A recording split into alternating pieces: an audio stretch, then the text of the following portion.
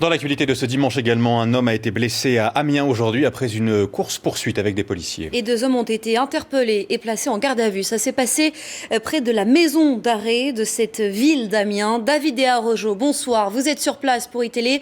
David, est-ce que l'on sait ce qu'il s'est passé? Quelles sont les dernières informations ce soir? Alors, les circonstances sont encore très difficiles à éclaircir. Ce que l'on peut vous dire avec certitude, c'est que 3 hommes ont essayé, il y a quelques heures, de faire passer des projectiles de l'autre côté de ce mur et de cette grille qui est juste derrière moi. Des projectiles, ou en tout cas de faire ce qu'on appelle un parachutage, c'est-à-dire peut-être de faire passer de la nourriture ou des téléphones portables dans la cour de cette maison d'arrêt d'Amiens. À ce moment-là, des policiers de la BAC ont tenté de neutraliser les 3 hommes et c'est là que tout aurait dégénéré. La voiture de ces hommes aurait tenté de foncer sur la police qui aurait été forcée de réagir et de blesser par balle au flanc l'un des passagers du véhicule.